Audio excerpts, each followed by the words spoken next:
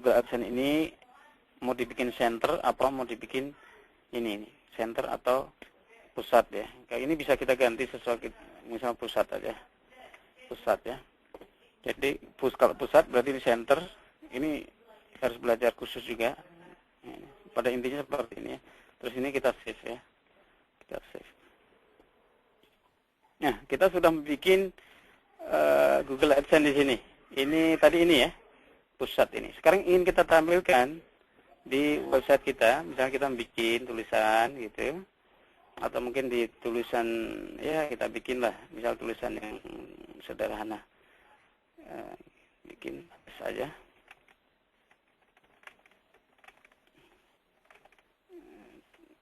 Nanti terus ini. Nah ini kita pilih AdSense di sini. Jadi ketika kita punya plugin tadi, kita tampilkan di sini yang tadi ini ya, pusat ya, pusat. Terus kita publish. Kita masukkan ke sini aja dulu. Kita publish.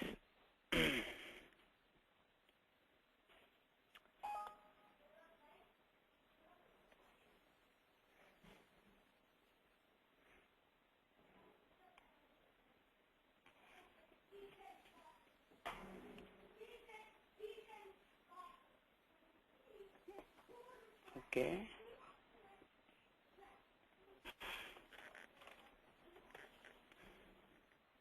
Ini udah muncul ya. Ini tulisan yang kita tampilkan tadi udah muncul.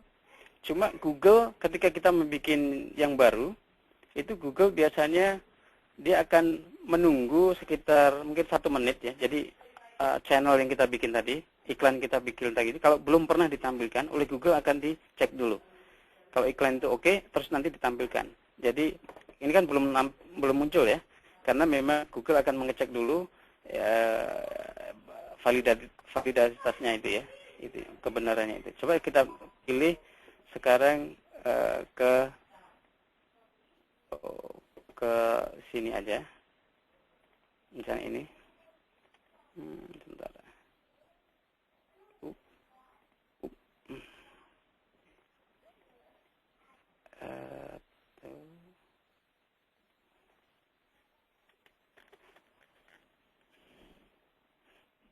Kita edit.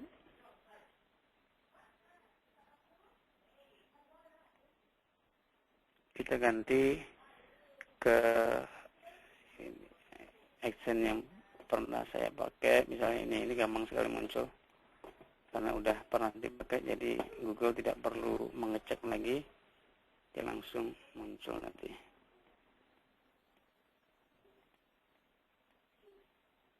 Oke. Belum muncul juga. Oh, udah muncul di bawah tapi ya. Ini di bawah ini muncul. Nah, iklan ini sudah muncul, mudah sekali kita membuatnya. Jadi intinya seperti itu tadi. Jadi kita mendapatkan skripnya dari Google dan kita bisa menampilkan di blog kita. Ini seperti gambaran yang di tadi ya, seperti ini.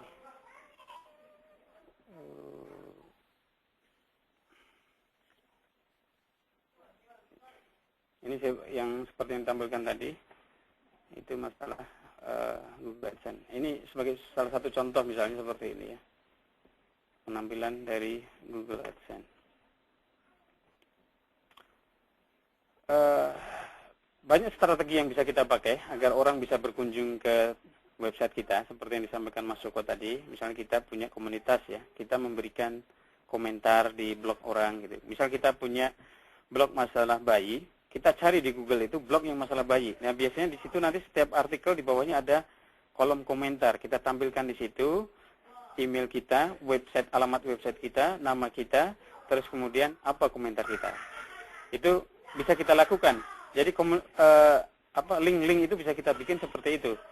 Inti dari Google AdSense itu, ketika kita memberi, kita akan menerima. Jadi kalau kita cuma diam aja, nggak mau komentar, nggak mau membantu menyelesaikan permasalahan orang lain, itu kita akan kesulitan untuk mendapatkan akses dari tempat lain. Jadi kita banyak bergabung dengan komunitas, dengan milis, dengan mailing list, membantu orang, memberikan komentar-komentar yang baik, pemerintahan. Kalau kita ahli masalah tentang misalnya masalah obat-obatan gitu ya, ada komunitas obatan, kita memberikan komentar di situ. Dan nanti kita akan membentuk suatu suatu image bagi kita, orang akan melihat kita, orang akan tertarik dengan kita, dan akhirnya akan berkunjung di website yang kita miliki. Banyak tulisan-tulisan yang tentang Google AdSense di internet yang berbahasa Indonesia yang bisa kita akses. Juga di website saya ini banyak juga tulisan-tulisan yang saya tampilkan di sini. Misalnya masalah Google AdSense Give and Take gitu ya.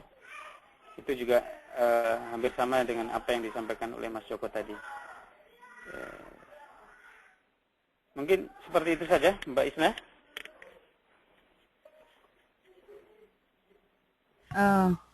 Halo.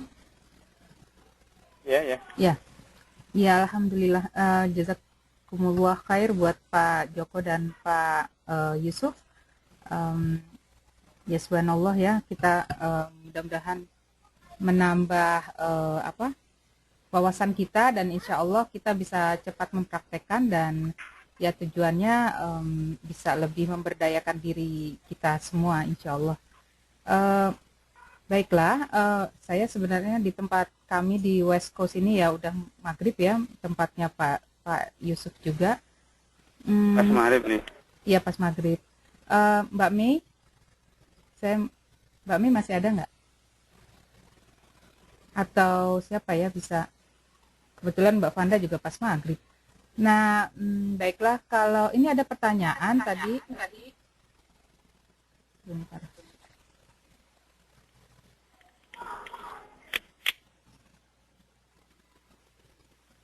Halo? Ini pertanyaan dari Mbak Ita untuk Pak Joko. Kemana kita harus mendaftarkan e-commerce kita, kemudian berapa biayanya, berapa izinnya keluar, dan apa syarat-syaratnya.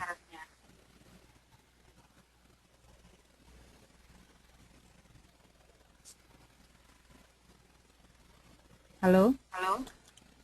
Caranya, Oke. biaya, terus apa lagi tadi Mbak Isma?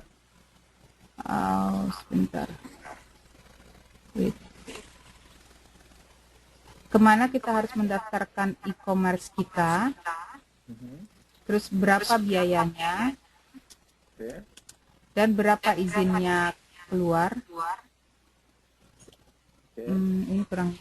Kemudian apa syarat-syaratnya?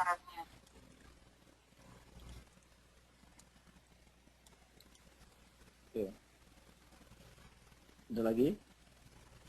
Untuk ya sementara itu mungkin ada yang mau tanya juga. Tolong kalau peserta ada yang mau tanya, klik gambar tangan di sebelah kiri ya, sehingga saya bisa tahu mungkin siapa yang mau tanya.